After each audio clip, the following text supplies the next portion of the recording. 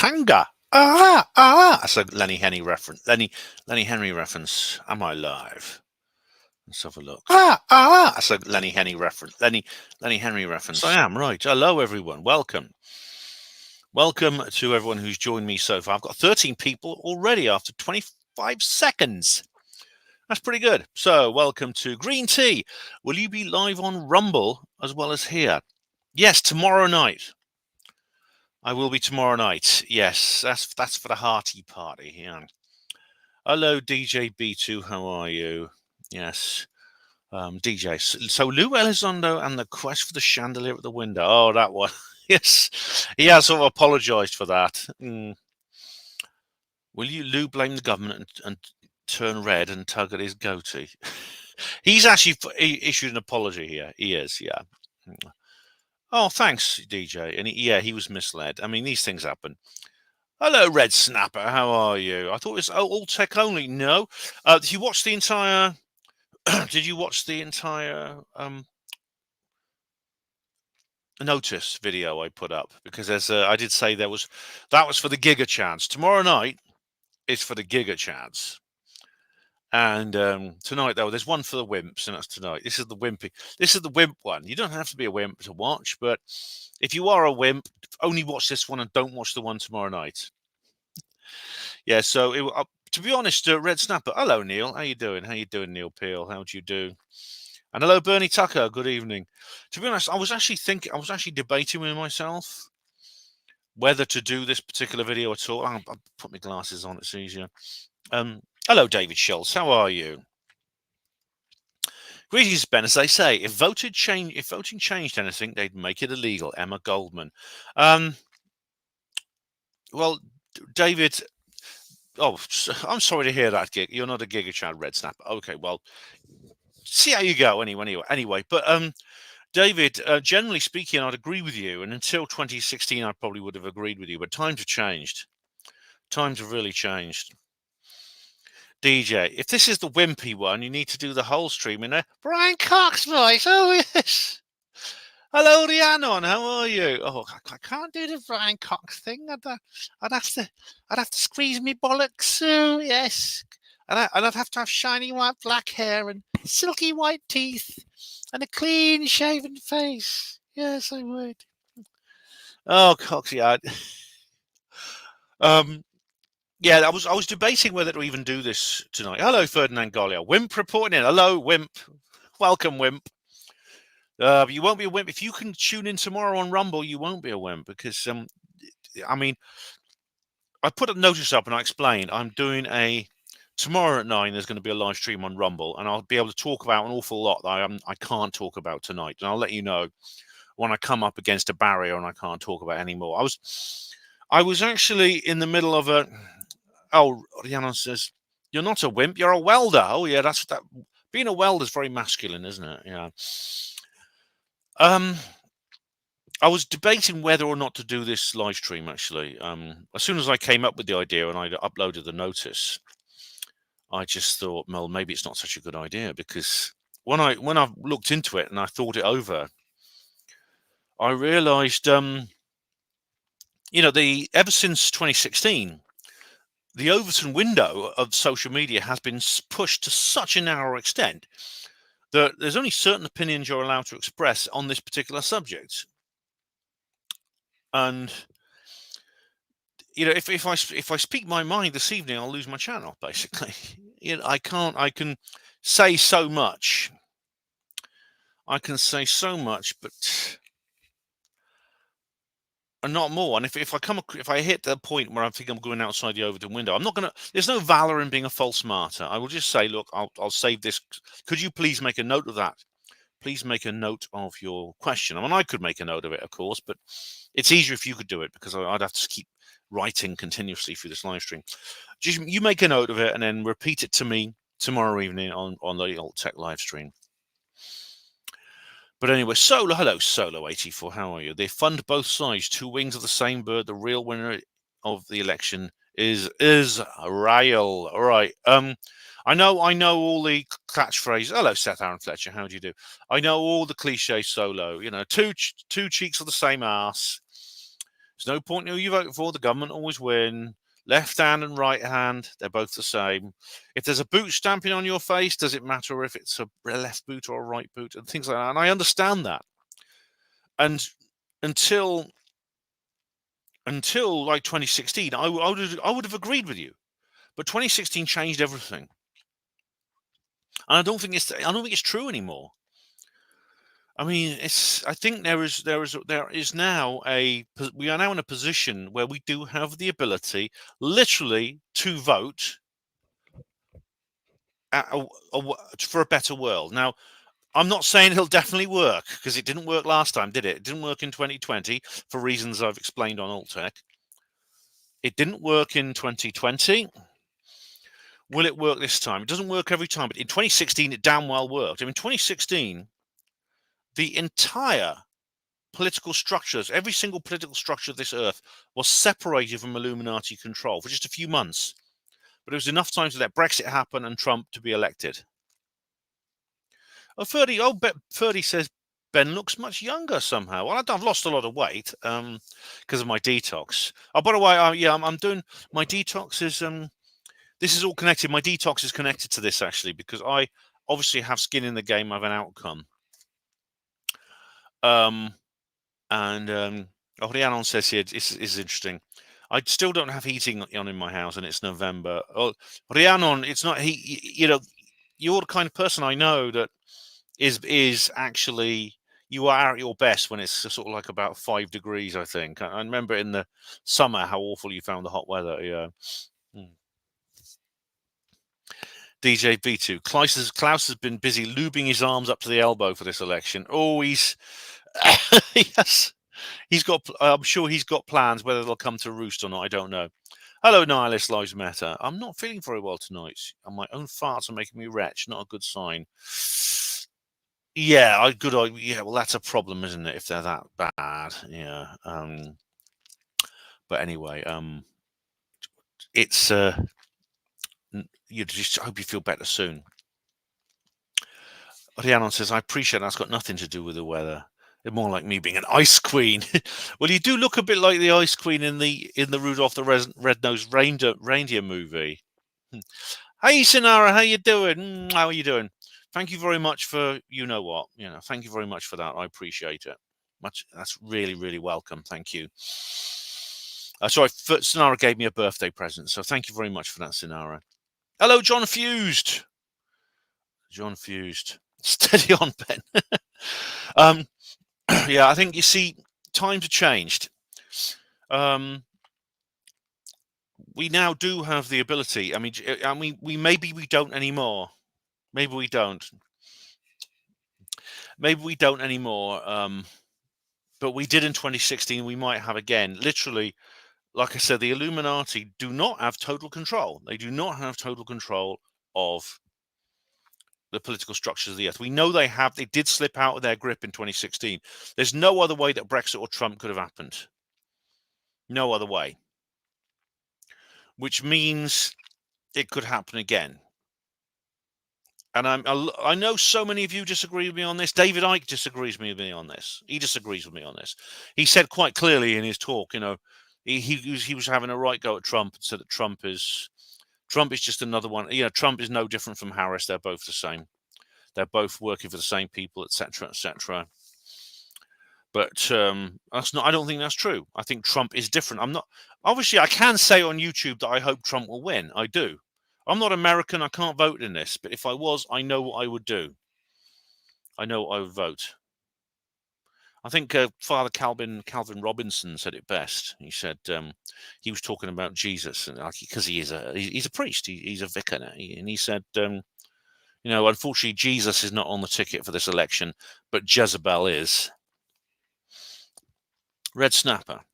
Perhaps the New World Order are giving us a break on heating bills by making this mild weather. Do you really think that? Do you really think the Illuminati are going to say, let's be nice to these sheeple, shall we? Let's be nice to these proles and let them have some time off. Besides, it's not that mild, Red. It depends where you are, I think, Red Snap. I don't know where you live. Certainly not mild where I am. It's actually about average. Green Tea says, being here in the US this time, there is a difference, much more so than in 16. I sense it too, Green Tea. I think on Tuesday, there's a vital opportunity now. You have absolutely vital opportunity. You can go one way or the other. I think America is at a crossroads. And what happens in America does affect the world, because I know we live in a multipolar world now, and the US is not the great superpower it once was, but it's still a major player in this multipolar world. It is. And it's like the other poles, it will have an influence on other nations. Especially my own. I think Britain, maybe not all nations, but certainly Britain it will, because Britain is in a special relationship. It still exists between us. Obviously it's not. Obviously it's not permanent. I mean, it's not 100%. I mean, for example, when Gary McKinnon when Theresa May blocked his extradition, I can just imagine the Yanks were going nuts about that. But that's the only good thing Theresa May ever did. I've just been watching Darcy Weir's new documentary, this one here. It's called The Dark Alliance. Yeah, so check that out. I don't need to show. It's just called The Dark Alliance. Right, where are we now? Just because people have been leaving some really good comments. But I'll come onto my my weight loss in a minute. I'm not ill or anything. Now, this lives matter. Some say Trump may be a state asset this time round. Might be true, but at least he'll scale the forever wars back for the time being. But if he were a state asset, he wouldn't scale them back. I think the fact that he did, the 4 years of the Trump presidency were an unprecedented period of peace for the United States. It was almost a return to the days of Roosevelt. Because if you remember, the Roosevelt was elected on a mandate, on a manifesto that matched public opinion in America for that time.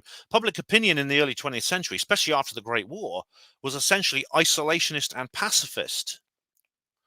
And Roosevelt was elected. This is why they had to do Pearl Harbor, because he said, "I promise you, you will not, your sons, husbands and fathers will not be dying in a war in Europe." Of course, then Pearl Harbor happened.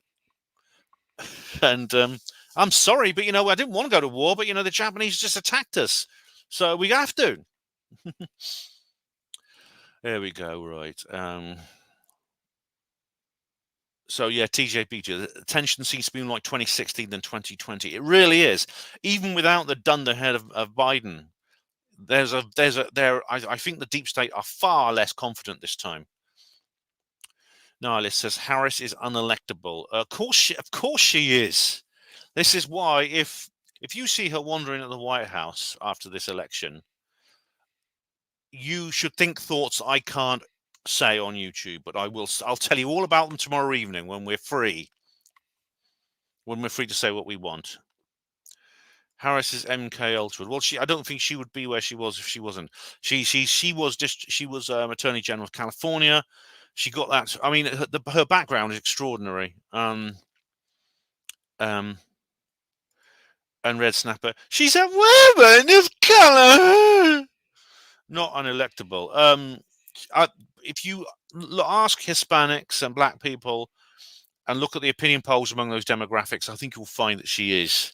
But that doesn't mean you won't see her wandering at the White House, and I can't say any more on YouTube.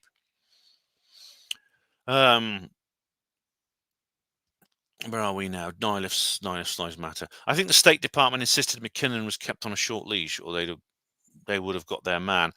Well, they could have carried out an operation on British soil. I mean, we know the Russians. The Russians allegedly did that to the Skripals. I'm sure we do know that intelligence officers carry out hits on foreign soil, which is an act of war, essentially. But they do it. They all do it.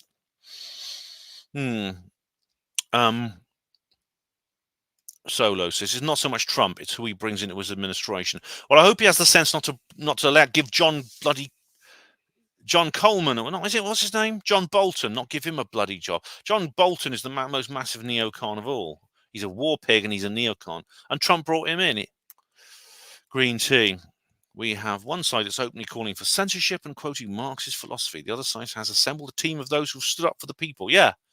That's why you know what you should that it is worth voting in this election. Hugo Roon, hello sir, how are you? Let me quote you. I know what you're going to say next. Spliffs in the tin. Oh yeah, Annihilus also Harris has got calluses on her kneecaps. Let's just look at her background because I don't know. Her background is actually strangely mysterious for someone who is looking for such high political office. You look at her Wikipedia page, it just says, she's quite young, born October 20th, 1964, so she's quite young for her position. She's just turned 60. She just turned 60, actually, which is young. It's actually quite young for that position. She's the first female vice president, making her the highest-ranking woman in official U.S. history. She's also the first African American and the first Asian American vice president. Well, is she African American though? Because she's made a lot of claims about her background which don't quite make sense. She's allegedly mixed race. I think it's white, Indian, black. She's sort of mixed race, but her black grandparents apparently were not really her black grandparents. Born in Oakland, California. Recruited to this is interesting. Recruited to the San Francisco District Attorney's Office and later the City Attorney of San Francisco.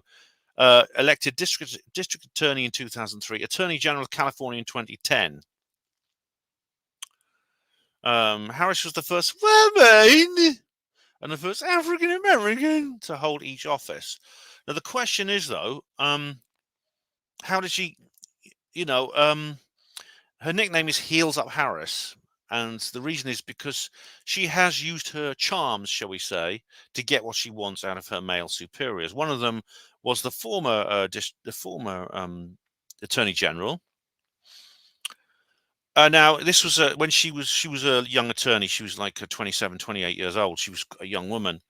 She had an affair with the Attorney General, who was a married man. I think he was 64. Someone probably she would not have been interested in if it hadn't been for the fact that he was well connected. There's several other examples of that. Oh, someone's having some problems here. One sec. I'm just going through your nothing. An unprecedented time of peace, maybe after the George Floyd riots and looting. Yeah, the George Floyd incident, which is interesting because this was an event in which a man was killed. I mean, I don't think he was a hero. I think he was a pretty horrible individual, drug addict, robber, serial, career criminal. He died while being arrested. I don't accept it was cold-blooded murder. I think it was police incompetence, but it was not cold-blooded murder. Yet, and this resulted in these global riots. The thing is, do you know that more than 1 million bricks were bought up from builders' yards by the George Soros Foundation before George Floyd died, as if they were planning this and they were just waiting. As they say in RoboCop, we just wait for some poor sod to volunteer. Yeah. Could Elon be data harvesting for future social credit scoring system? Be careful what you say on X, or Twitter. Of course, Hugo. Yes, you got spliffs in the tin. Solo. You know what? Do you know I trust Elon? I do. And I know the backslappers are going to say, no, but he's not disclosing anti-gravity and he's not doing this, he's not doing that. But I mean, this is the one. It's Trump is like a massive hate figure in the backslapper community because for the reason that some conspiratorial people actually trust him. Same with Elon. I mean, Elon is endorsing Trump very, very much so. Here we have the problem. Red Snapper, I'm sorry, some of my comments don't show up. I think that's why you get less comments. Well, I'm sorry you're suffering from that, Red Snapper. I don't know why. I mean, I'm the only mod in the live stream tonight. RFK is a powerful voice. Yeah, I mean, his physical voice is weakened because he had some illness in his throat, but he's taken on the system, like you said, after what it did to his father. unless you believe that Sirhan was the only shooter, which he wasn't. In fact, Sirhan's weapon wasn't even fired.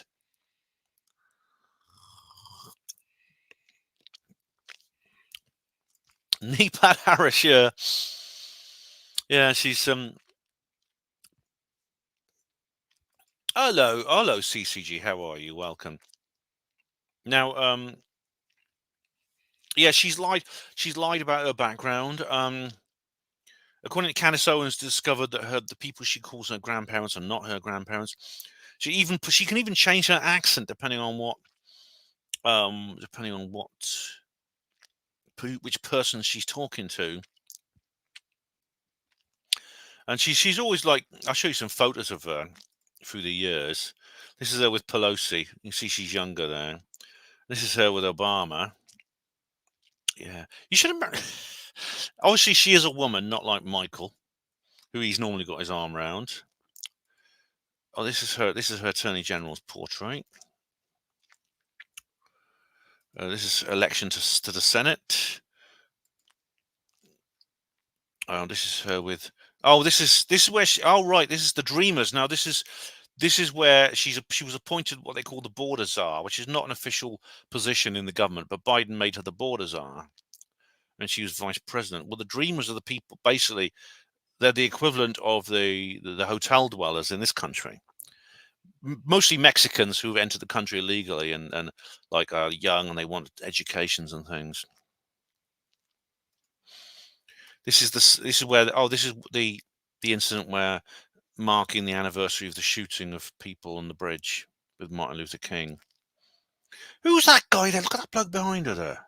The big tall fella with the white hair. He looks like the alien in that Twilight Zone episode, to serve man, doesn't he? Doesn't he look like Richard Keel, the actor who played that guy? She's at the Pride Parade. You see, she's very much in line with the sort of woke agenda and the woke stuff, This is her with some politically correct thing. I think it's some politically correct event. No white people there. Ugh, thank goodness for that. And she's her campaign has been very, very conventional. It's very much like Biden. She's got various slogans like a new way forward, which is not very original. It doesn't have the same power and pathos as Make America Great Again. But yeah, she changes her accent. So Candace Owens, who's one of her biggest critics, and found out some dodgy things about her past. I'll go into Trump's background in a minute. Because Trump is not perfect. Trump is a mortal man like the rest of us. He makes mistakes. He has failures of nerve and failures of imagination. He makes bad decisions like we all have. And this is not going to be a Trump. This video is not going to be a Trump hagiography, nor is the one tomorrow night. Even though I'm going to go much more into I'm going to go into much more detail tomorrow night on Rumble. But Harris seems to be very much. She's much more conventional stateswoman. She's connected to various organizations.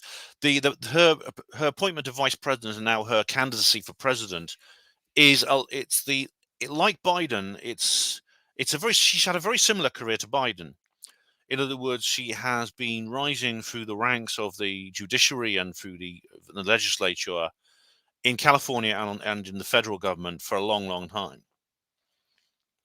Trump's very different. Trump built his career outside politics as a businessman, and never, even though he mentioned at some point he wanted to run for president, he never mentioned any other political office.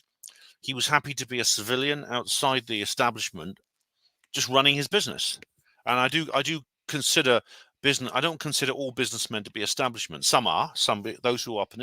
But Trump was never politically connected in the same way as like Epstein. And Trump, by the way, never went on the Lolita Express. There's a big lie about that. I mean, the flight logs have been published. We don't obviously there's a lot of stuff to do with Epstein is being kept back, but we do know that Trump only flew on Epstein's airline twice, and this was basically from Florida to New York, not from Florida to to the island, to Epstein's island. It's an important point because basically all that was happening was Trump said to Epstein, Jeff, can you give me a lift to New York? The same way we poor people might give someone a lift in our car. People of Trump's class will give people a lift in their airplane because they got their own airplanes. So basically, he just got a lift with Epstein to New York on his plane, one of his planes to New York. That's it. That's what it was. Now, Harris, she changes her accent. Like I said, like she started talking in what they call. She started to speak. She heard her accent. You listen to her normally. She has quite a normal kind of voice, sort of educated American, because she's quite well educated. She's clearly got brains. She's quite well educated.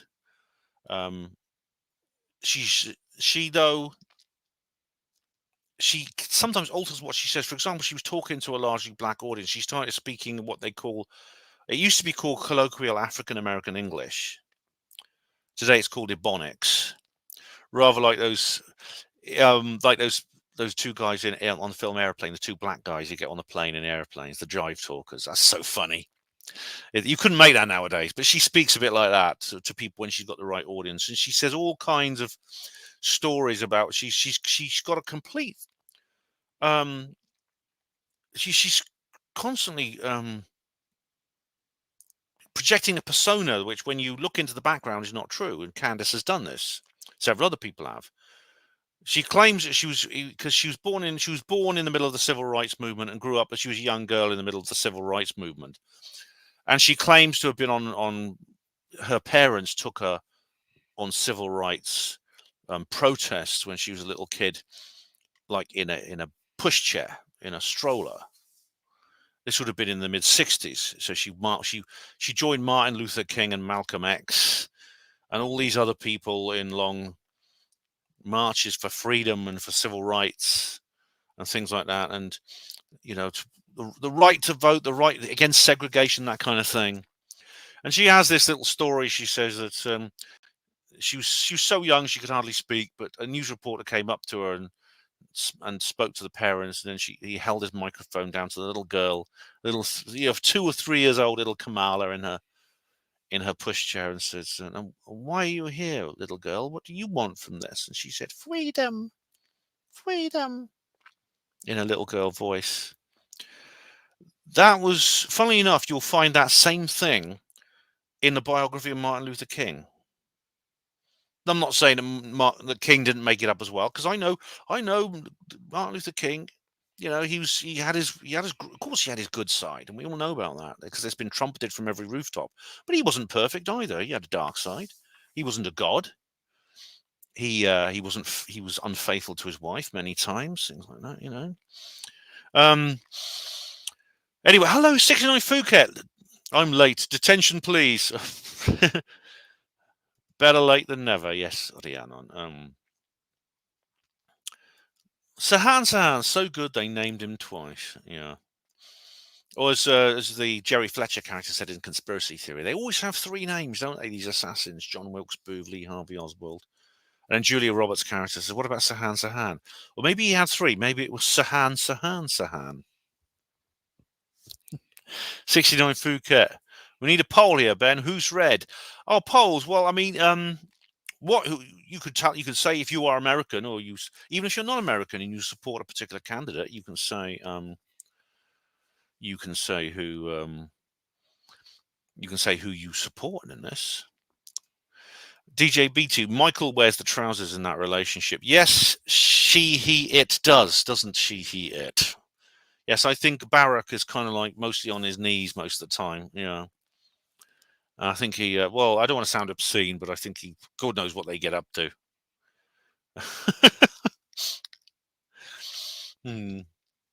Solo, she's a chronic alcoholic. Apparently, Coke found in Bright House was for her, not Buntes.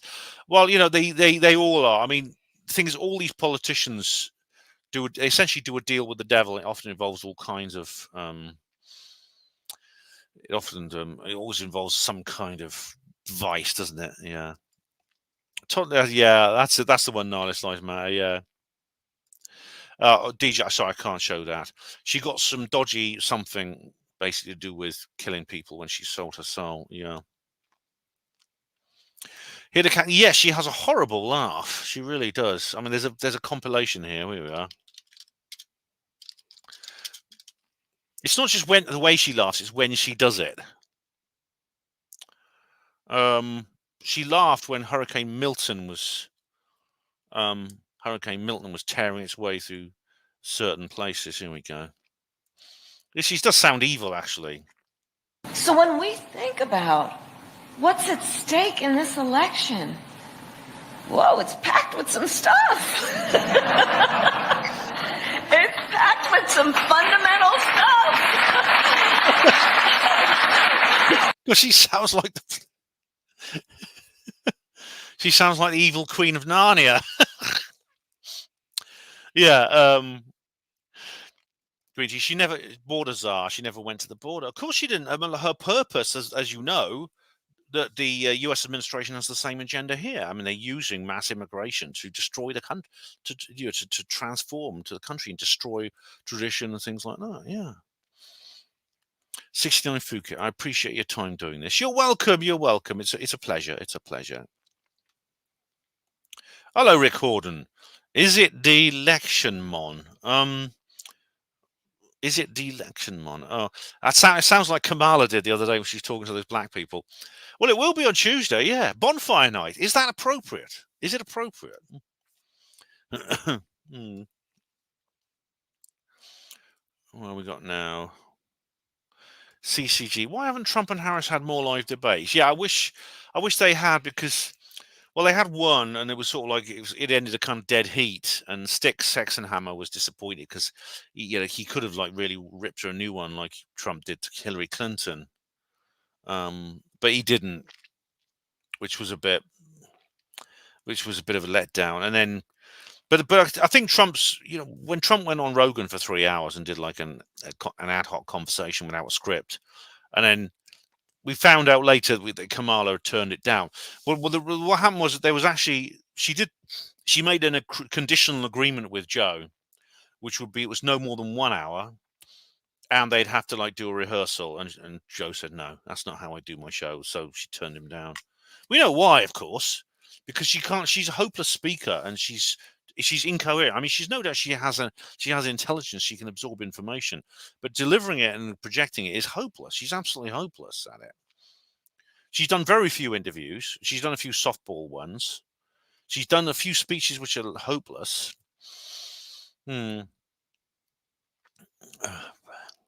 CCG. Camel Toe can't decide if she's black or Indian. Depends who she's talking to. Depends what the audience is. She does have Indian ancestry that has been confirmed. Indeed, there's some of her relatives were interviewed. One of Trump's relatives was interviewed as well. Rick Horden. She's the most beautiful woman in the world. Well, each their own, mate. Each their own. Don't fancy yours much.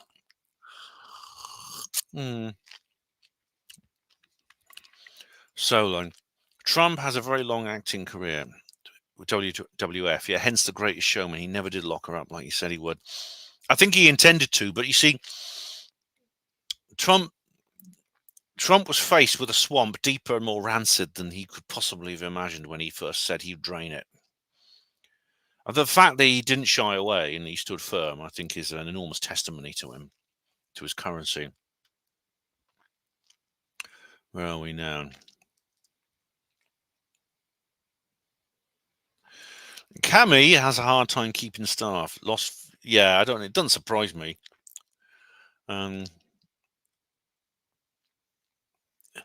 Didn't old Joe do some vampires, zombie shiz, White House style-y, says Rick Horden. Wouldn't surprise me.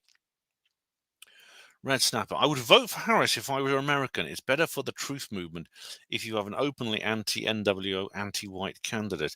I see, right? You're kind of an accelerationist, Red Snapper. The problem with accelerationism is there's no real brakes on that train, are there? There's no end. There's no finish line. Accelerationists say, well, let's just keep making things worse until they start getting better. But how much worse, if you keep making things worse, What if they don't get better, and you just carry on making things worse, thinking we're actually doing some good here. We'll keep on making things worse, and well, when do we turn this around and start making things better? I don't know. Let's just keep making things worse. Maybe they'll get better on their own. It's at some point we got to start winning. All right. Yeah, CCG. I support the currant bun. I like currant buns, especially with a bit of butter in them. But I can't eat those at the moment. Oh God, I could do one of them actually. Yeah. 69 Phuket. Oh, please, Ben. You're welcome. Rhiannon. She sounds like she's under the influence of something not legal. She sounds like me when on the 2 occasions I was under the influence of something not legal, which only happened twice in my life, and not when I was a teenager. When I was mature. Yeah. So Harris is basically there's not much to say about her really. She's a pure establishment candidate. She's just simply a chip off the old deep state block. That's all she is. This is why she's so uncharismatic, and it's because she's never had to be.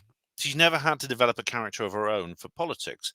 She simply does and says what the system tells her to do and say. She's very like Starmer. Someone up here compared it to Starmer. I didn't see the comment. Sorry. Anyway, hello, E-Man. I'm not saying it makes him as bad as Kamala, but Trump's near miss was an obvious hoax. I've done an entire live stream about that, E-Man. I don't agree. No, the presidency is at stake in this election for the presidency. In our election for the presidency, at stake is the presidency. Kay Harris. I don't quite know what you mean there, but a lot is at stake on Tuesday, yeah, because a hell of a lot is at stake. I should point out, talking about currant buns, I'm ending my detox on Tuesday morning. I'm actually on a juice fast now. I have been since Thursday evening, so it's basically fruit juices only. But I tell you what, I'd find it really difficult if it wasn't for tomato juice. If ever you could only eat liquids, right? Whether it's for medical reasons or you've decided to, tomato juice is really filling. It really is. It's like having a meal. I'm having 2 cartons of this a day. I did yesterday. I've done it today. I had my last solid meal, which was just some salad veg on Thursday evening. And what I'm going to do is I'm going to do like tomato juice and fruit juice, other fruit juices, until tomorrow evening, and then I'm going to water. I'm actually going on to water only until Tuesday morning. So I'm basically on a full fast from from Sunday evening till Tuesday morning. And then I'm going to end my detox. Although I've made a little decision and I will stick to it. I'm here speaking. You can hold me to it as my witness. If Trump wins, I will carry on my detox after maybe about a week. I'll have about a week off. And then I'll carry on and I'll have Christmas off as well, of course. But then I'll carry on my detox until Inauguration Day. Okay, deal. I will do that. I'll resume my detox until the inauguration. It's why am I doing this? What difference does it make? It makes all the difference. If you read the book Occult, I'm not going to go and get it now, but I've got the book Occult by Colin Wilson. It's about affirmations. It's a very simple magic spell that anyone can do. You know, this idea of magic spells. Oh, you have to be like Aleister Crowley. You have to get a crystal ball and you have to burn incense and you have to shag a goat on an altar full of demonic paintings. You don't have to do that. All right, that's the kind of more advanced level that Crowley got to. Anyone can make a magic spell. You don't need to know any Harry Potter stuff or anything like that. You don't need a magic wand. You don't need an owl or anything like that. You just do certain things, make certain commitments, make certain mental commitments and affirmations, as they're called. These could be words, they could be actions. You know, the Scouts. I mean, you know, what was the motto of the Scouts? A good deed for every day. What is that if not a magic? It's a kind of magic spell. And this detox I've been on since the ASAP conference is a detox. It is a magic spell. I'm making a magic spell to do with this election. And I'm going to do it. I'm going to continue it. I've been very strict with myself. I haven't wavered. This is what I've turned into. I'm not a skinny bastard, but I will be by inauguration day. But I've lost. I don't know how much exactly. I estimate 3+ stone. I don't know. It's just by the look of myself. I can see clearly that, I can actually look down and see my knob. I haven't done that for years, but I had a mirror. Oh, blimey.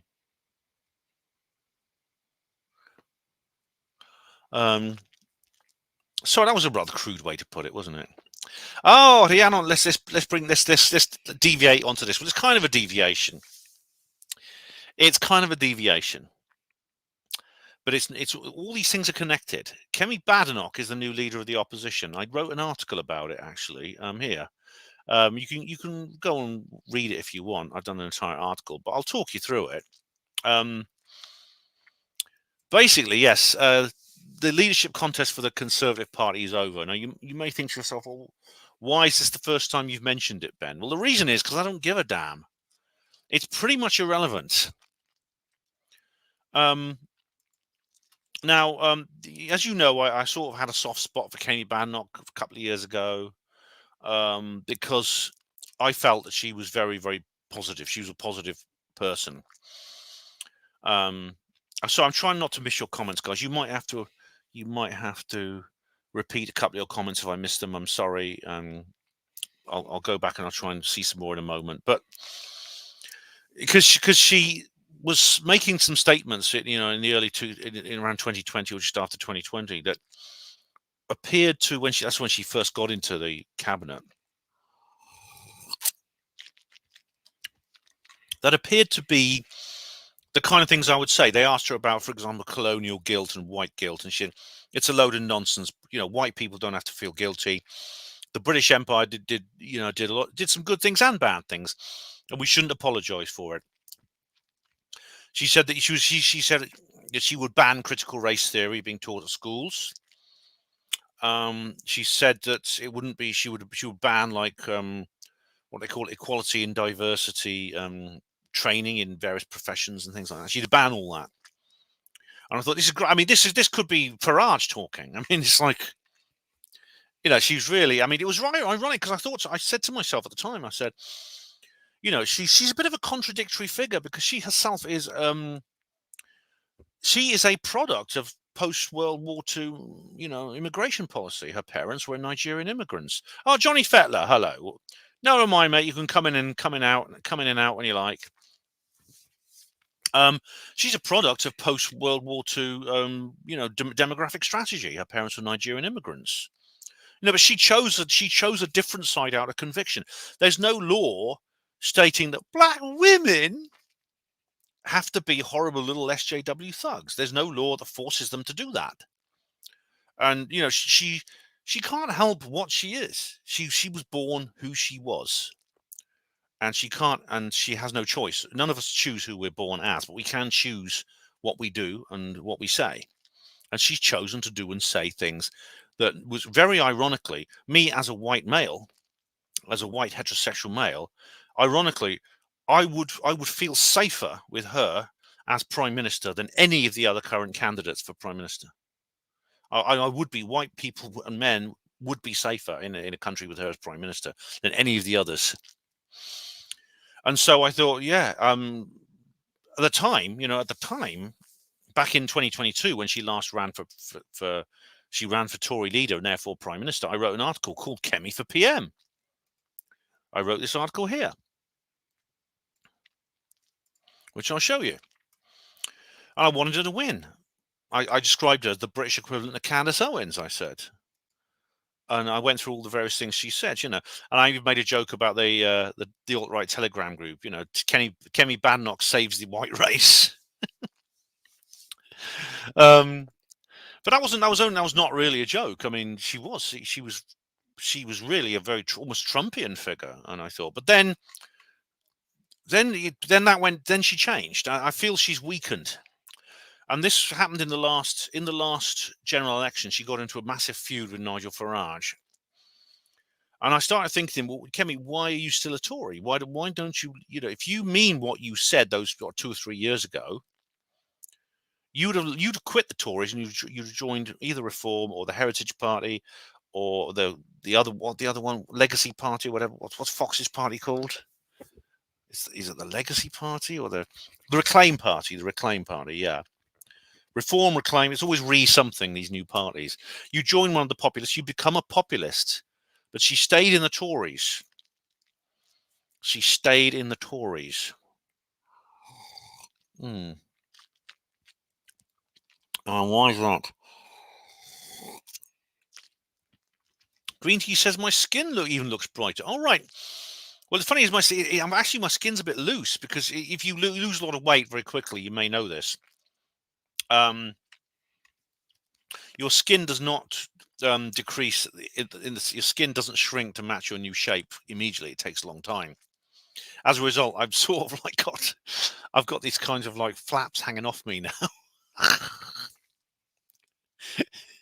I look like that sumo wrestler in the Austin Powers films, Fat Bastard. He goes, he loses weight and he's got these like loose skin all over him.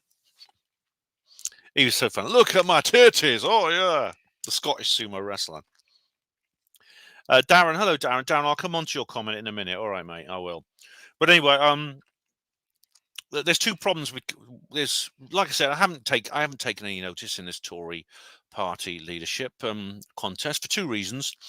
Well, really, it's completely irrelevant because it's totally inconsequential. I'm not happy that Kemi has won because for the two reasons I'm not overjoyed she's won is firstly it's about 3 years too late. And secondly, like I said, she's weakened. She has backed down from some of her positive stances. And now there's two possibilities here. And if I'm in a generous mood, I'd say it's the onslaught of the establishment pressure, which I think has affected not Boris. Well, it did affect Boris, but he was too stupid to see it. But it affected Trump. But she may be motivated. It may be as simple as she's motivated by personal gain. And this feud with Nigel Farage really made me question her sincerity. She's stuck with the Tories. Why? Because does she think she can achieve her political goals in the Tories? Or is this the way she gains her own personal path to power? In which case, you can't trust her. If she's motivated by careerism, she won't stick to her principles. If she may have started out with principles, but like a lot of these people who get into politics thinking, oh, I'll change the system once I'm on the inside of it. But you see, the system changes you. We'll soon see what she's like. I mean, we'll soon see. I mean, I saw Nigel Farage did an article in GB News the other day. Today actually. He's trying to reignite the blaze with her actually, but what will happen is she'll expose herself, and we'll soon find out. She may blunder into another manufactured scandal like Boris did, Partygate. Now, if she's truthful and she's less naive than Boris, she'll see these pitfalls coming and she'll step around them. She may have the courage and self-discipline that Boris lacked. Boris, he just walked into these things like a bloody hatchling, didn't he? They got rid of him so easily. Because he was so stupid, he didn't realize that when politicians are constantly dumped, they have temptations thrown into their pathway continuously to abuse their privilege. And if Boris had any sense, he would know not to go for them. He'd know not to take the bait, but he did. He wandered. He organised parties in Downing Street and things like that, bopping away with that lady with the lightsaber in the basement of Downing Street, knowing people were filming him, thinking, "Oh, but it's different. They won't do that to me. They won't do that to me." Of course, they did. As soon as they want to get rid of him, they just publish all these films. But it's not fair. All of us do that. Emmanuel Macron did that. Justin Trudeau did that. Of course, all politicians, or all of them that don't have any sense. They break their own rules and they abuse their own power and they exploit their own position. We know that. We know that two-tier Keir he went to a pub, didn't he, when he shouldn't have. Things like that. But the thing is, the difference is that they're not going to expose Macron or Trudeau. They're not going to expose them because they like those people. They want them there. Well, they are. They didn't want Boris. They wanted to get rid of him. So they did expose him. It's not rocket science. But Boris, like I said, he was naive. He didn't have the courage. He didn't have the self-discipline, and he's only got himself to blame. We'll soon see if Kemi goes the same way. But the main reason I don't give a damn about Kemi Badenoch winning is that it's inconsequential. With the Tories, I mean, how many MPs do they even have left now? They can't influence anything in the Commons now. Labour have a supermajority. Labour are essentially a one-party state. They're a dictatorship at the moment. Until maybe we can have a few by-elections and weaken them slightly. But until then, there's nothing we can do. Starmer is in control. The establishment has total control. I mean, we have to deal with that now. This is what we have to think about now for the next. How are we going to get through for the next 4 3/4 years with two-tier Keir Starlin? How do we cope with that? How much damage, how much evil can be wrought within that time? Now the establishment is so firmly in control. I mean, who leads the opposition of a party that has like 1/5 of the MPs is irrelevant. You might as well just say, well, who's leading the opposition in Fiji? There's only one positive side, I think, to answer Rhiannon's question. The only one positive thing I'd say about Kemi Badenoch is, well, I'll come to you in a minute, Rhiannon. Yeah, I will. But the one positive, it's the entertainment value. I mean, she did a speech where she was smirking. She said, I want to thank Rishi. I want to thank Rishi for everything he's done. And I want to thank the other guy. What's his name? What's his bloody name? These politicians are so forgettable, aren't they? Her rival, what was his name? Robert Jenrick. I want to thank Robert, and I want to thank Rishi. Well, Sunak wasn't even in the room. He was, God knows why, but somehow he was absent on other business. He wouldn't even go in the room and sit there and listen to her acceptance speech. Robert Jenrick was sitting there going, oh, he's trying so hard to force a smile. It was agonizing, this smile he had to force. And he was sort of like clapping like that. That was so funny. Also, right, has anyone's right on the subject of entertainment value? Please, if anyone has seen a recent photo or video of Diane Abbott, could you please send it to me? I can't wait to see the look on her face. But I'm supposed to be the first black woman to lead a party. And someone else got there first, and not just another Labour lovey. It's a Tory, and not any Tory either. Someone on the extreme right of the Tories. Anyway, let's go through your comments because someone made. Here we go. Darren, I thought you'd know better. It doesn't matter what consecutive leader. I think you mean conservative. What conservative leader is picked? They're all corruptible and always do as they're told by people and organisations we will never hear about. Well, Darren. I think you say I thought I'd know better. Well, I think I do now. I think when you say, Ben, I thought you'd know better, I think you're addressing me in 2019. Because I didn't, because I do regret voting for Boris back then. I do.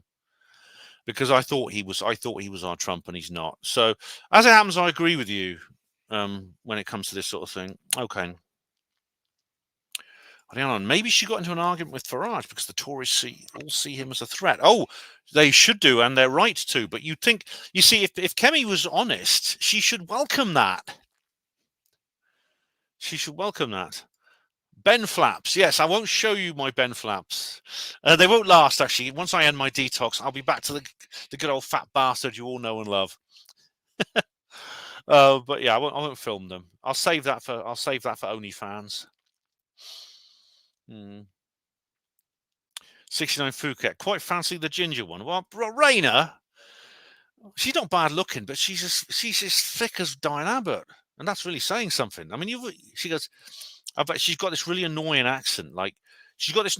I mean, I've seen more and more North Country people doing it. Right? They never used to, but they do more and more. They talk like that, and they talk about that thing. They don't say that thing. They used to. The old North Country accents, traditional ones, and there's still a few. They talk about that thing. They don't. They th and they the. But more and more people, especially in like urban areas like Manchester and Bradford, they're starting to adopt the habit of many Southern accents by changing the th and the to v and f, like Cockneys do that. 40,000 feathers on a thrash. and they're starting. And some North Country accents are starting to adopt that now, especially among the, how do I put it politely, the less well turned out. And Rain is one of them. I don't really be nasty because I'm not a snob. I can't be a snob because I'm a scruff bag myself. But she's thought about that thing. I'm thinking about that thing, which it doesn't sound statesmanly. And I mean, she's not bad looking, but I don't believe she's honest. And believe it or not, you women may not realize this, but for a lot of men, personality is an issue. It is an issue. It is a factor.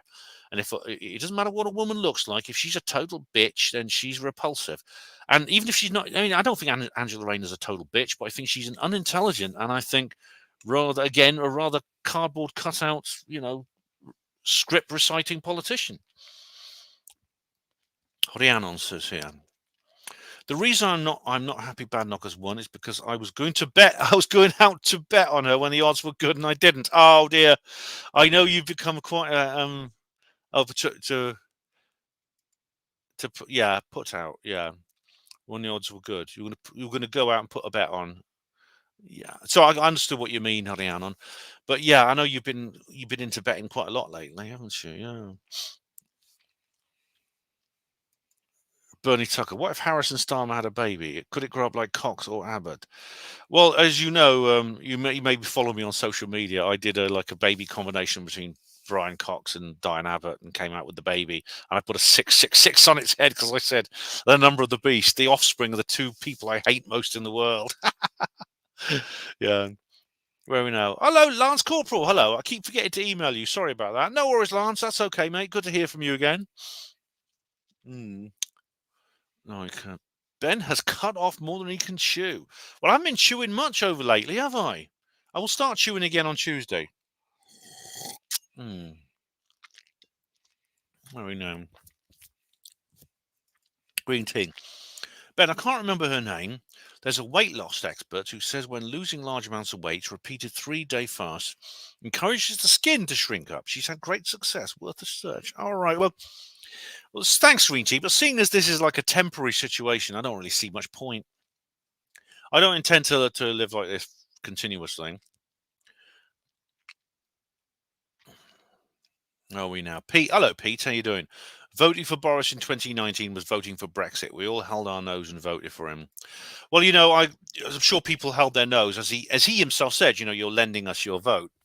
I didn't hold my nose. I really thought I liked him. I admired him, and the videos where I say this are still on my channel. I don't. Unlike Kamala Harris, I don't edit my past. You can go and see all the mistakes I made. They're all there for everyone to see. And they're all there. And I thought he was our Trump, and he wasn't. Rhiannon. Well, who's that female Labour politician with the bright pink hair? I think there's about 7 or 8 of them like that, Rhiannon. Seeking no Fuga. Oh, you're a hard man, Ben. Well, it's been surprisingly easy, actually. I mean, even though I said, I fancy a currant bun, I haven't found myself craving I haven't found myself craving and hungry like I thought I would be. It hasn't been as bad as I thought. CCG. I quite fancy Tulsi Gabbard. Do I win $10? Well, then I do too, because I fancy her. I think she is gorgeous. She's beautiful and brave and brilliant, and she really is. I do fancy her, and I fancy Marjorie Taylor Greene. Because it's because of their decency and their bravery, and the fact they speak out about this. And it's not just the way they look. It's if a woman's not very good looking, actually, and MTG's not brilliantly good looking, I must say, but she comes across as so sincere and so outspoken and just so straight and honest, and there's a sweetness to her, believe it or not. When she told Emily Maitlis to fuck off, and I thought, yeah, and she won my heart at that moment. She really did. Lance says, no point voting in Oxford. You just get outvoted by students and hippies. Oh, I know, mate. I know. I mean, I do vote in the elections, but of course, I think we're stuck with bloody Annalisa. What's her name? Annalisa Dodds. I think we're stuck with Annalisa Dodds for till she retires, like we were with Andrew Smith. Although, I mean, I must say I liked Andrew Smith more than I like her. DJ B2, I voted UKIP before 29, did not like Boris. My voting is like, I voted in 1997 for Blair. Yes, I'm not proud of myself. And well, I was a stupid kid, basically. I didn't know any better. I didn't vote at all. And once I became conspiratorially aware, which I should have known better, actually, because I was kind of getting into it at that time. When I became more conspiratorially aware as the years, I stopped voting until Brexit. Then I voted for Brexit. Yeah. Ferdy, yeah, she is. She's an awesome woman. I love how she told Mateless to fuck off. She did, yes. That was brilliant. I played that, didn't I? I played that on. Oh, which one? It was. I think it was one of my Abby Richards videos. Go and check those out. I actually played that clip. It's brilliant. I know, mate. As I said, we all make mistakes, didn't we? We all make mistakes. In fact, that was a mistake I shouldn't have made because I'd started getting into conspiracies then. I'd been a sort of conspiracy theorist seriously for a couple of years, and I should have known better. But there was still a part of me that kind of didn't really believe it. Oh, DJ Beat was talking about Bo Jade, right? Yeah. Someone asked me what I think of reform, right? Yeah. This is an interesting thing. I think if we'd had a reform candidate in Oxford, I would have voted for them. But DJ has said it here very clearly. They booted Bo and Dan out. Yeah. This was in the May elections. What was bad was like a couple of the podcast of the Lotus Eaters presenters were standing as candidates for reform. A lot of them are members, and they were dropped by reform without so much as a bio leave. You know why? Because Hate Not Hope contacted them. I call them Hate Not Hope, and said, "Excuse me, do you know that these people here have done A, B, and C? They basically doing this offence archaeology on Bo and Dan, and then of course, what did well, it wasn't Farage in those days. It was Tice. What did Tice do? Oh, thank you for letting us know. Bye, Dan and Bo. Get out without a second thought." Now, it's true that when Farage then came along, and I know that he reversed that policy, but he didn't apologise. As far as I know, he's not apologised to Dan and Bo. What he should have done is he said, "I'm very sorry that happened to you. Of course, you will be a candidate in the very next election." But then since then, Farage. Who else? Farage I think he's cancelled someone else, hasn't he? You see, if they're going to start cancelling people, then they might. Then there's no point in them even being there. I'm just going to get a glass of this now. Why bother even being an alternative party if you're just going to do what your enemies tell you to appease, you want to make yourself acceptable to people who hate you anyway and are always going to. So just model yourself on their demands, thinking, okay, look, reform, Hate Not Hope have got in touch with us. They're telling us to get rid of these people on a list. We'll just do that. We'll just throw 5 or 6 people under the bus. We'll just shit on 5 or 6 people, and then Hope Not Hate will leave us alone. Did they really think that would happen? Because of course they didn't. Hate Not Hope were bragging about it all over their website. They even wrote an article saying we now control reform, and they were laughing at Tice. And what's more, they just handed him another list and said, "Right, Richard, I know. Thanks for getting rid of those people. Could you get rid of these now?" Yeah, Ferdy says there's an ex-Neighbours actress who was at Reform Conference, maybe going into politics. I don't watch that crap, but yeah. Oh, hello, David. Am I late? No, it says come and go as you please, David. Welcome. Glad you're here.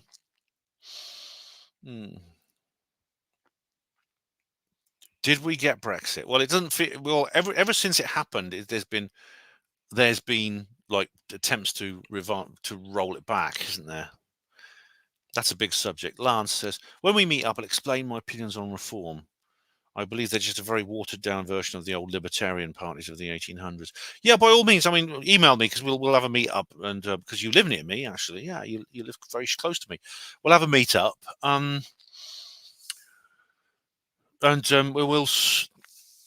I'm interested to hear what you have to say, Lance. Definitely, yeah.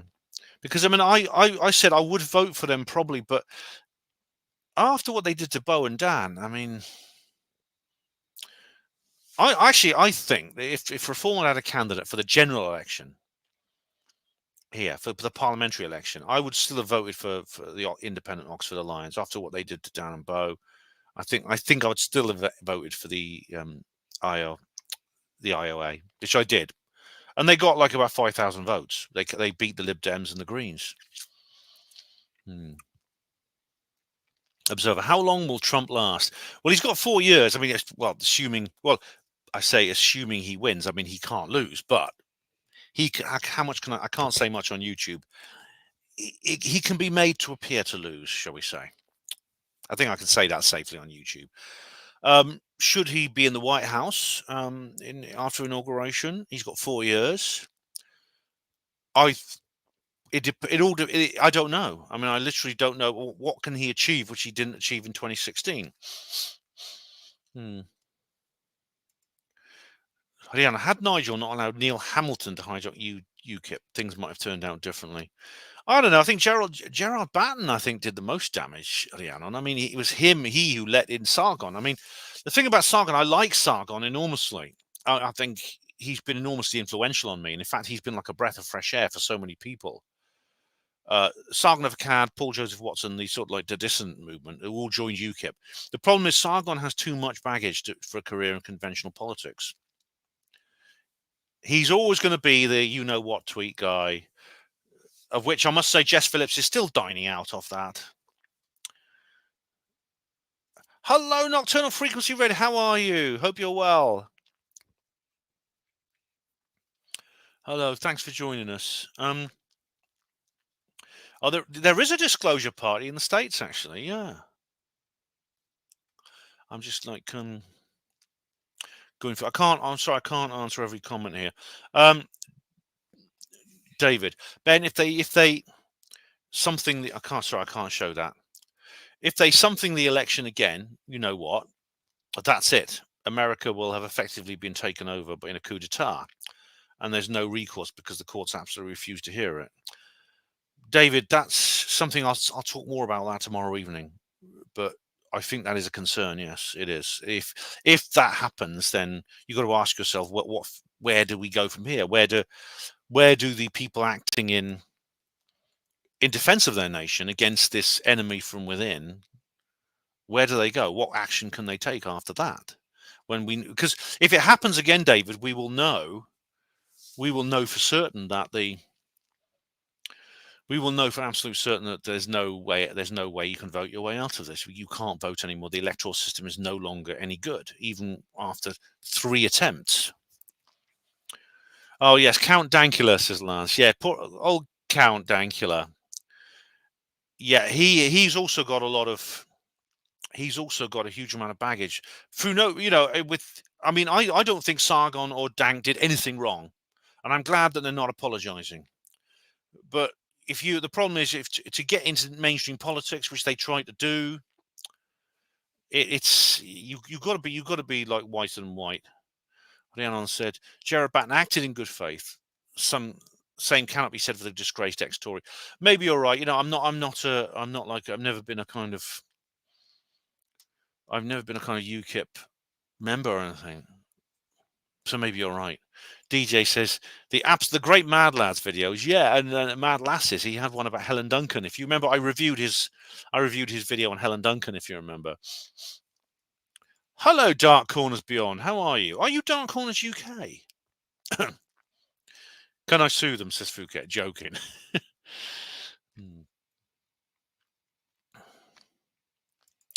All right, David says at some point there's nothing left but revolution as a deemed last resort. As is deemed in the resort in the Declaration of Independence. That's correct. In fact, David, if you've read Roswell Rising, you'll know that this does come up in that book. Oh, actually, Roswell. It's Roswell Revealed, the second one. The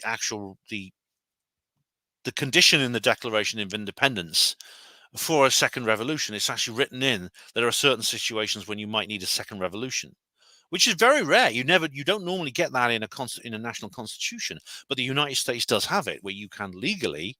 The United States Constitution actually has within it a legal conditions where it itself can be undone. You're right. So it would not be illegal for, shall we say, alternative measures to be taken. Yeah. It's because, I mean, there was that film Civil War, which when I watched the film Civil War, I didn't think it was a very good film. I thought it was a bit.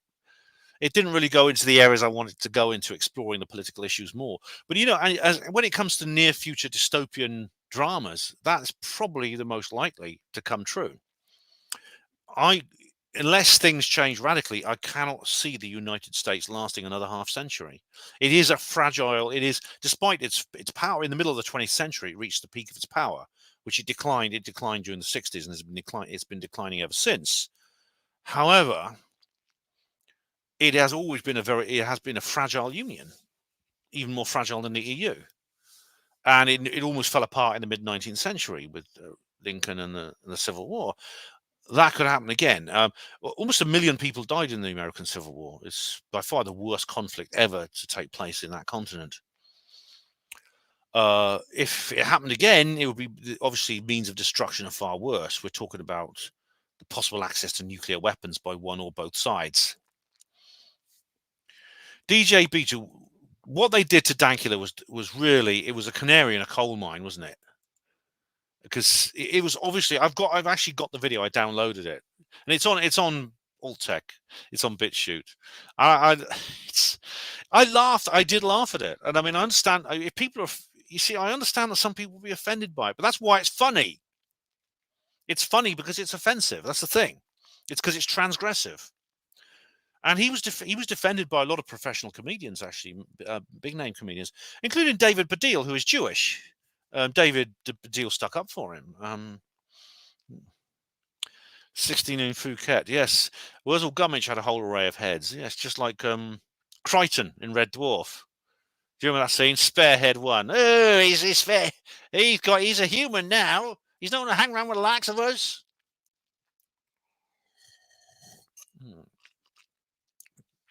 The Black Goo Party. Oh, I'm the Black Goo. Yeah. Someone actually asked me on Facebook about that today. Asked me about aliens in warfare, and of course, whether there's an ET intervention in various human wars, and I said, well, in some, yes. I mean, the Falklands War is a good example. Lance, you can't beat US geography. They have enough fertile farmland to support 1 billion people and has the freest market in the world. America won't collapse, but it might turn into a 1984 style government. Does it have the freest market anymore? I'm not sure it does. It used to. Pete says, if Harris wins, I can't see the planet lasting 18 months. The globalists will take us into World War III. Right, this is the concern. In fact, I'll just refer to I haven't actually referred to my notes yet today.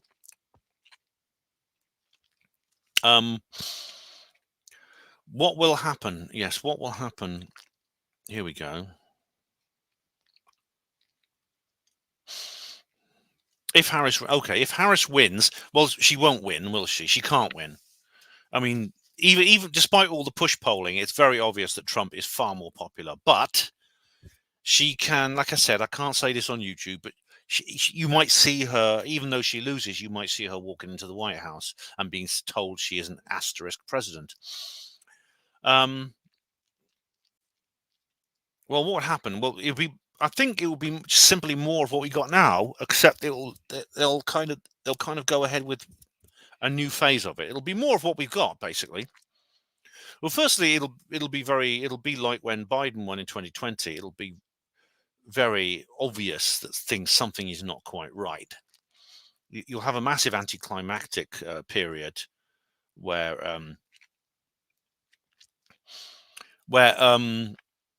for example, when Biden won in 2020, this was America's first ever landslide.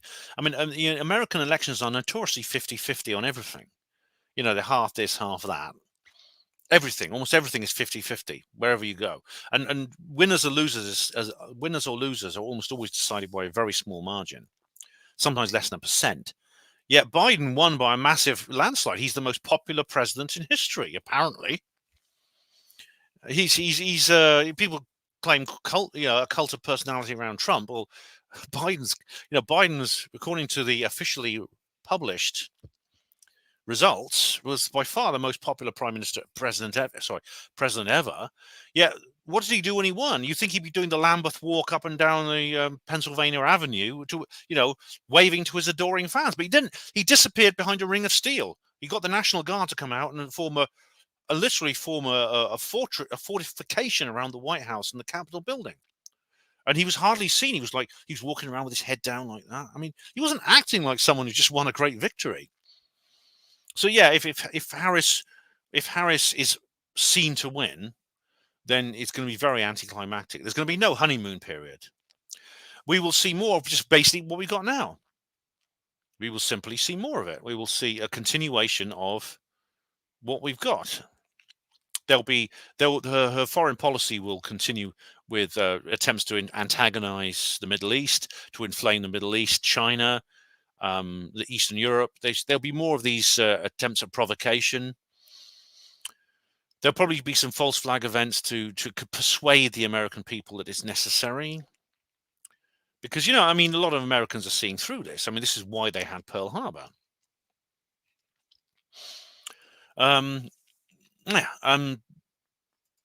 So you're going to see basically. I mean, it's almost hardly worth stating. It's almost hardly worth stating that it's so obvious what will happen if she is seen to win. We'll just simply have a younger, slightly more articulate female version of Joe Biden in the White House. And of course, we know that even her skills and her abilities really are irrelevant because she's going to do what Biden did. Biden obviously is not the person in charge. He couldn't be in charge of anything. He couldn't be in charge of putting his own socks on. Someone else is doing the job for him. This is a big thing that Americans really. This is the elephant in the room, which I'm sure many Americans are wondering, but is never discussed in the media. Which is, who's actually running the country right now? If the president is incompetent, who's actually doing the job of the president? And why is it someone who's not been elected? And that's simply going to continue. It is simply going to continue. It's going to get worse until something else happens. Something comes out of left field to change the situation. That's what will happen if Harris is seen to win. Yeah, David, I will talk. David said, "Did you see a box? I can't say what kind of box, discarded on the road, found later by a motorist." I will. And someone has mentioned seeing something else being set. Lance has mentioned something being seen set on fire. We'll talk about that tomorrow evening, guys. Yeah. Will you dress up as Kamala Harris? Oh dear! I think after my little David Jones escapade, I'm not sure disguises are my thing anymore. All right, guys. I'll try and go through as much as your comments as I can. So basically what happens now? I'll just take you through the details. We now just have this process that's going to happen. Someone was saying, thank God, give us a landslide. I mean, a lot of the people in the electoral process are just begging for a landslide now. So because they don't believe either side will accept the results of the election. And that is a concern. I mean, some people are saying this could be the last election, or whoever wins, there's going to be like some kind of upheaval afterwards.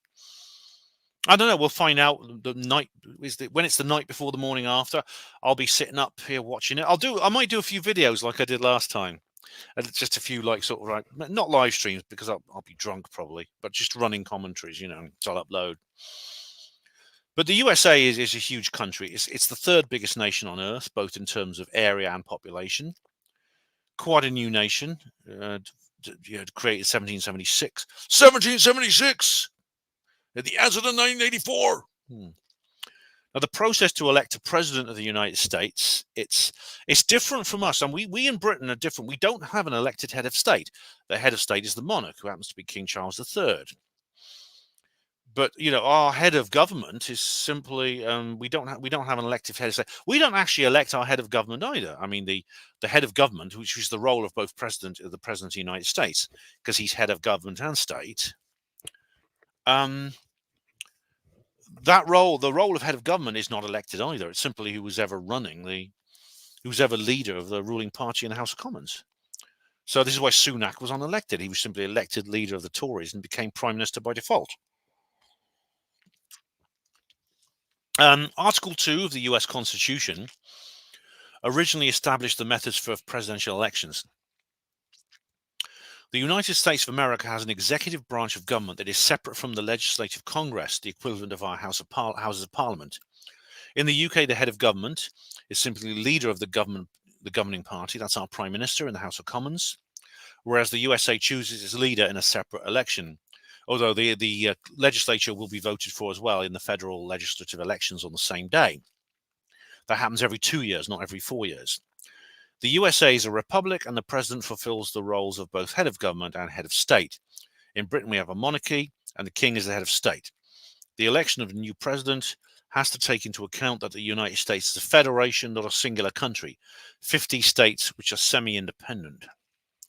The US Electoral College, known as electors. These electors then what happens is the electors cast direct votes. This is the difference. See, when you vote in an election, you're advising the electors, the Electoral College, for president. You are not directly electing your president. The election is actually advisory. The US Electoral College, there's something what they call sometimes. They call them, I think they call unfaithful electors. I think they call them, where they actually go against the vote. It can be done. It's not unconstitutional. The electors cast direct votes, known as electoral votes, in their respective state capitals for the president and the vice president. Each of the states casts as many electoral votes as the total number of senators and House representatives in Congress, while Washington, D.C. has 3 votes. There's a board of 538 electors who together decide who will be the US president and the US vice president. Article 2 of the United States Constitution stipulates that for a person to sit as president, the individual must be a natural-born citizen of the United States. It wasn't for Obama, of course, but well, we don't go there. At least 35 years old and a resident of the United States for a period of no less than 14 years before the election. A candidate may start running his or her campaign early, before turning 35 years old or completing 14 years of residency, but must meet the age and residency requirements by inauguration day. The 22nd Amendment to the Constitution also sets a term limit. A president cannot be elected to more than 2 terms. Each party nominates a series of candidates who have to compete against each other in the first round of elections called the presidential primaries and caucuses. Well, that didn't happen with Harris, did it? She was just appointed. There were no primaries and caucuses for Harris. Her selection process was very quick when Biden just announced he was stepping down. The primaries and caucuses traditionally take place between February and June of an election year. After that, the main presidential election goes ahead with the nominations. The final winners of the party's primaries and caucuses battling out for the voting day itself, which is usually in early November. This year, 2024, it's November the 5th. Bonfire night. And I don't know if Guy Fawkes night is kind of appropriate in that respect. The new president is inaugurated on the 20th of January the following year. No. Now, what's interesting here, I think, is that if you bear in mind that when Hillary Clinton, even if there had been primaries and caucuses, when Hillary Clinton was running for 2016, she deserved her defeat because she screwed over her opponent. Do you remember what she did to Bernie Sanders? Do you remember the old Seth Rich, the guy who got mugged, even though they didn't take his money, they didn't take his wallet, they just killed him. She basically screwed over Bernie Sanders. He spent $255 million on his campaign. She basically shafted him, and then the old fool goes and endorses her. She was smirking like Kemi Badnoch. I'm telling you. Again, it's pretty clear that Kamala Harris is the establishment candidate. There's no doubt about it. The mainstream media are 100% on her side. She's only been given softball interviews for the few she's done.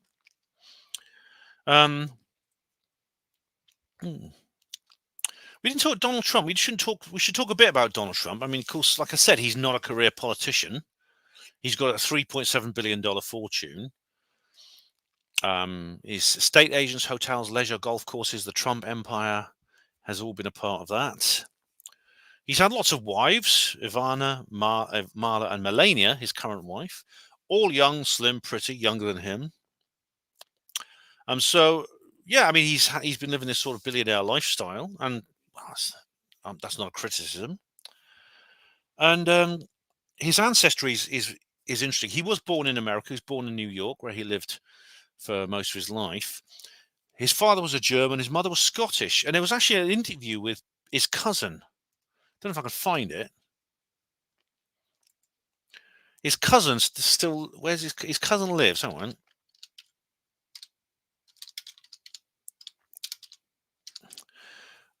Yeah, Trump's cousin. He's got several cousins, and one of them is who still lives on the Isle of Lewis. What's the name of the place? Hang on a sec. One of them still lives on the Isle of Lewis. He's this old guy who lives. It's where his sister, Trump's mother, came from. It's a town. Trump has been there actually a couple of times, although it's called. It's got a strange name.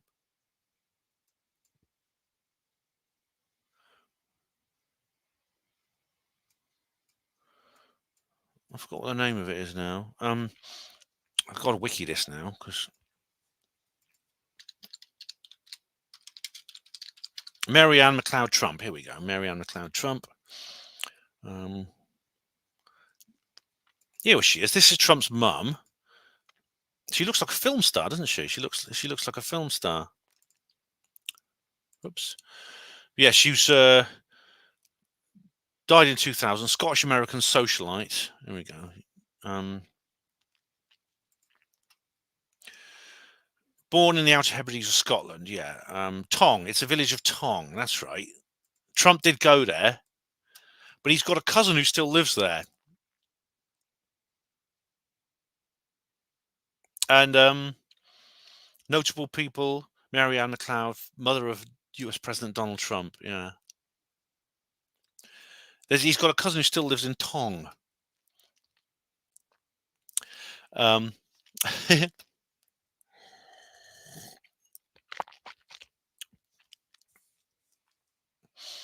her husband was called Fred Trump, and he was a German. She didn't speak English. She was a Gaelic speaker. Her father was a crofter, a fisherman. English was her second language, which she learned at school. She was a Gaelic speaker. She was raised in a Gaelic-speaking household. This is why Trump says, whenever Trump drinks, he says "Sláinte." He says it in Gaelic as a tribute to his mother. Now let's have a look go through these things. Someone's mentioned The Prisoner. Yeah, The Prisoner on YouTube. Oh, by the way, guys, those of you who followed Dave Yorkshire when he lost his YouTube channel, I downloaded the interview I did with him on The Prisoner, and it's on my Facebook Industry Videos group, and I've got a link in the notice on Hapanmo Voice. Well, I won't be able to go through all your comments, guys. Sorry about that, but I'll just give. Is there anything else I want to bring up? Oh, there's a couple more things. I'm going to go through my notes.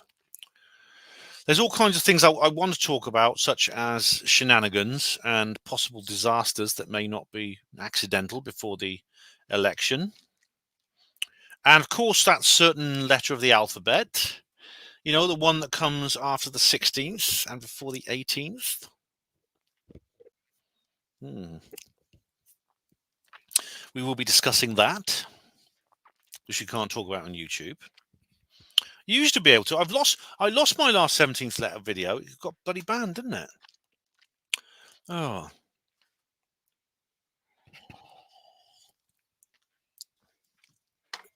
Right. Oh, George. Let's just do George Monbiot. I was going to save this for tomorrow evening, but I think I can do George Monbiot. It's hilarious. He's absolutely. You know what a horrible little wokey he is. He's like a green sort of like. He's like he's a horrible little green party. Oh, I've got to do the notice comments. Yeah, notice comments. All right. I'll do those first. Okay. There's only one notice comment I've got.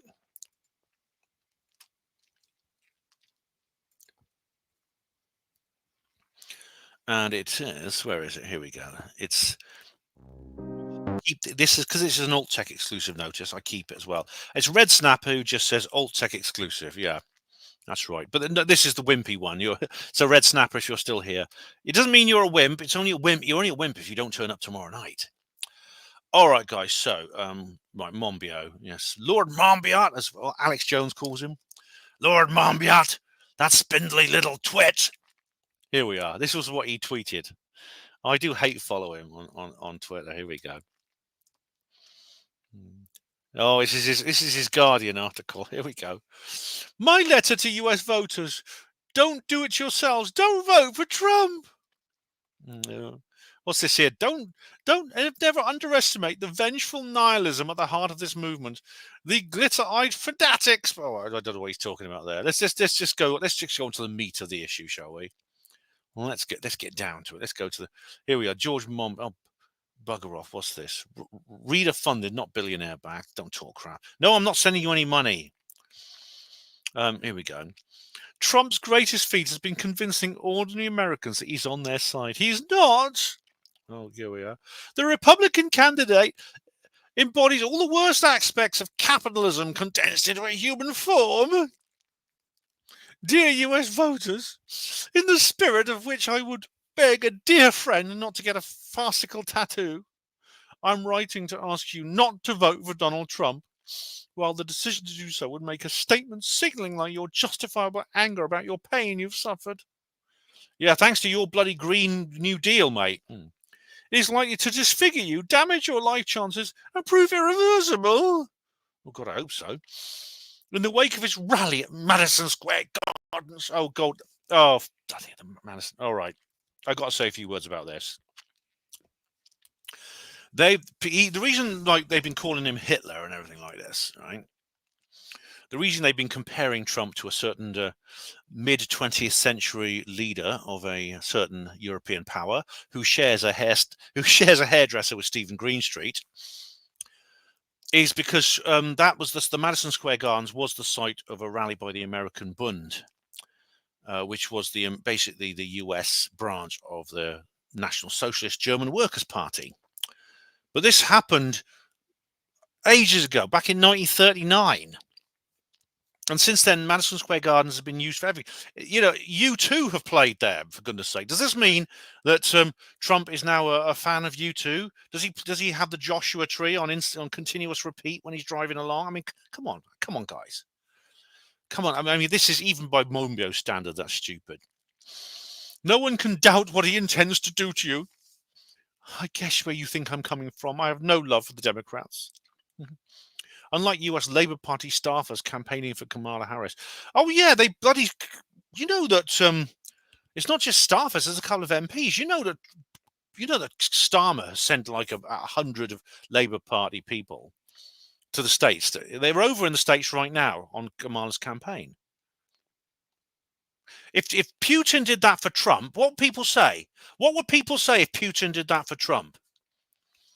Foreign interference. You see, he's a Russian patsy. David, Trump derangement syndrome has no vaccine. Yeah, I don't think Bill Gates wouldn't want to, anyway. But even if he could, he couldn't make one.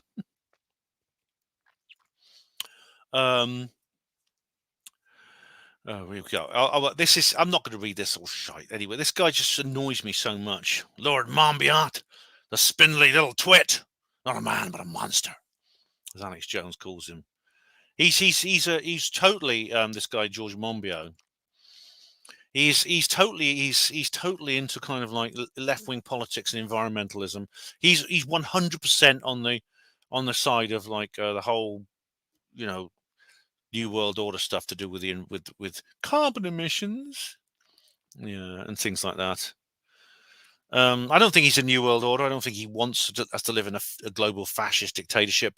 But he's a useful idiot for those who do. I'm Sandy Adams, the great Sandy Adams, who I'm very, very partial to. She did a great rant about Monbiot. She really did. She's brilliant. Anyway, guys, I think that's it. It's not it, but that's all I can say now. That's all I can say now. I'm sorry if I didn't answer all your comments, guys. but I will. You can always repeat them. I think maybe what we'll do, what I haven't discussed at this juncture is what I think would happen if Trump wins. Well, he will win, but if he's not only wins, but he's allowed to be seen to win. In other words, the you-know-what doesn't work. And the reason I haven't talked about this, I just realised I can't talk about it on YouTube because my opinions of that are outside what YouTube allows. So, guys, I think I'm going to have to say to all you wimps, if you want to prove you're not wimps, join me tomorrow at 9 p.m. on Rumble. But in the meantime, I want to say a big thank you to everyone who has taken part in this live stream. Green Tea, Rhiannon Raven, David Splendid Isolation, 69 Phuket, Ferdinand Gollier, Johnny Fettler, Phuket, Rick Horden, Green Tea, I've said it, Welsh Ripper, hey, Welsh Ripper, welcome. DJ B2. See how we live. Oh, see how we living. Hi, mate. How you doing? Just made it. Thanks. Lance Corporal. Who else? Observer. Pete 701. Arsenal fan. Yeah. Who else? And anyone? Have I missed anyone else out? Just want to say a big thank you to you all. Night Green Tea. Night Harianon.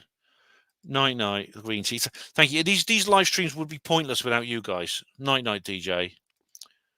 See ya, simps. Yeah. Come on, you wimps. Come on, man. Come and join me tomorrow night on Rumble, and I'll spill my guts to you there. I'll tell you when there's no censors to stop me from speaking. Yes. Night, sweethearts, says Johnny Fettler. Yeah, it's been a good live show. I think I've said as much as I can here, and we'll go into the rest tomorrow. And DJ, where is it? Me, yeah, for 69 Phuket. DJ, yes, you're a Giga Chad DJ. I know you are. Nighty night, Rhiannon. Thank you very much. Night, Ferdy. Recording. My guts are rumbling. So, my God, I'm going to look forward to. I will. It's not been as hard as I thought it would be, but I will look forward to having a proper meal on Tuesday. I really will. Hope to see you, Green Tea. Yeah, take it easy, mate. I know you were at the last one, so I appreciate that. Oh, gosh, Hugo's had at least half a tin there. All right, Hugo. I know what that means. Ferdy, we'll try and grow some testicles for Rumble tomorrow. You do it, Ferdy. I know you can do it, mate. I know you can do it. Okay, guys, thank you very much for watching this live stream. Hospital Porters, pride and dignity. Stop the New World Order.